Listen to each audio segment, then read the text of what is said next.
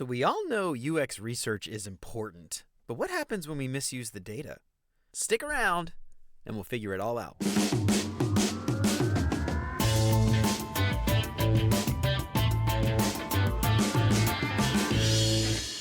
So here's a story about how my team was led astray due to a pretty common cognitive bias.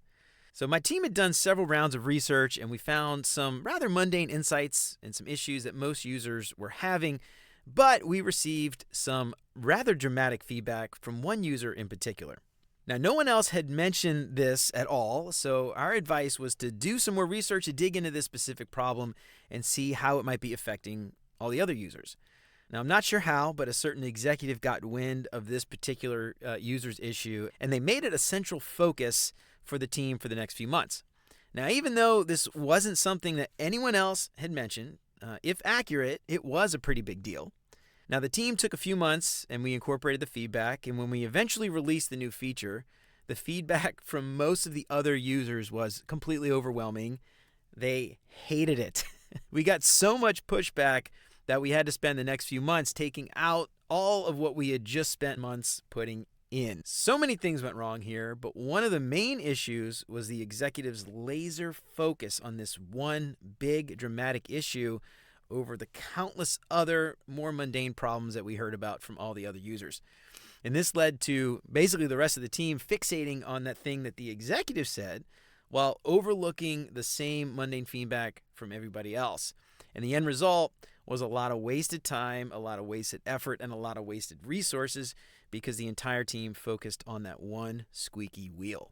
So today we're going to talk about the focusing effect. So what's the focusing effect? Well, we tend to overestimate the importance or the impact of information that readily comes to mind when we make decisions. And as a result, our choices and our judgments, they might be skewed a little bit. And we may tend to overlook more important but boring factors. So unlike some of the other biases that we've covered here in the show, the focusing effect doesn't have one singular point of origin that's as clearly documented as some of the other cognitive biases. It kind of evolved from a more broader discussion about how individuals give disproportionate weight to certain aspects of their experience. So this bias is closely related to the concept of what you see is all there is. You might see this as WYSIATI. I have no idea if this is how you say it, but I'm going to say it Wizziati.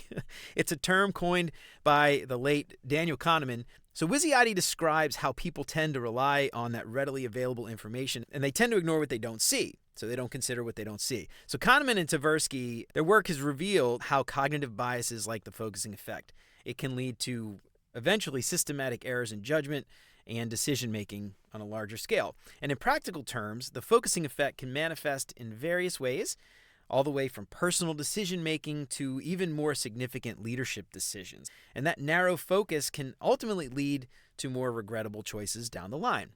So the focusing effect can have major implications for personal and professional lives as well. It can dramatically influence how we make decisions about our own lives, but it can also have a huge impact on how our teams make decisions. And that can lead to focus on those tiny little narrow aspects of a decision. So for example, if we're deciding whether to take a job offer, we might focus only on that one aspect like salary, but we might ignore more important benefits like health insurance or retirement benefits or something more abstract like work-life balance. And in this case, focusing on the salary can lead to more long-term downsides if we really don't think it through well.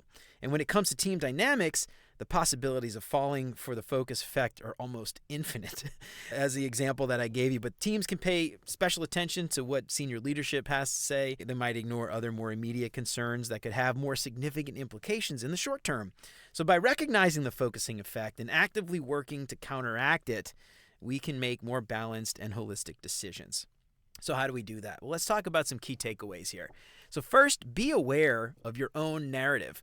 And recognize that your brain creates stories around the information that you receive. It's how we make memories. Our memories aren't really recorded memories of what we actually saw. They tend to be our interpretation of those events. And question those narratives to try to avoid this bias. So consider how your personal experience might be shaping your interpretation of those events before you make a decision. Try to avoid confirmation bias. Don't just seek information supporting your own beliefs. Actively consider contradictory evidence if you can find it and give it equal consideration. And don't just poo-poo evidence that directly contradicts your own beliefs. Try to seek diverse perspectives. Try to consult with people with different expertise that can help broaden your understanding of the topic. And if you do that, this can actually reveal a lot of blind spots in your thinking, and it can ultimately lead to better decisions. Be aware of what's called the availability cascade. So remember that the frequency that you hear about a topic doesn't necessarily increase its importance. It just means you're hearing it all the time. So regularly take a look at that and reassess the true significance of an issue, especially the ones that dominate conversations. Just because they dominate conversations doesn't make them more urgent or more important. And lastly, just try to take a step back.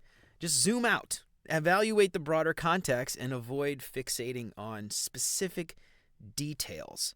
This can help to maintain your perspective, and it can work to ensure that you're addressing the most important aspects. Well, all right, y'all, that's it for the Cognition Catalog for today. I hope I helped to shed a little bit of light on what the focusing effect is and how we can try to avoid some of these pitfalls at home and at work. But I'm curious, have you run into any of these issues related to the focusing effect before? How'd you get through it? I'd love to hear about it. Let me know what you think on LinkedIn or shoot me an email at hello@beyonduxdesign.com. I'd love to hear from you. If you like what you heard today, don't forget to subscribe wherever you listen to podcasts. If you like what you heard today, make sure to check out cognitioncatalog.com and sign up for the newsletter and get a new bias in your inbox every single Friday. And if you think you're getting something out of the show, then I would love it if you left a 5-star review. That would help me out so much. And if you want to pick up some big, beautiful art prints that highlight a few of these select biases, head on over to beyonduxdesign.com/shop. Get free shipping on all orders over $30 and use the code LISTENER to get 10% off your entire order. And if you have a favorite bias that you want to see in print, let me know. I'd be happy to take requests. Until next time, remember, you're more than a designer because there's more to UX than design. I'll see you around. Take care, y'all.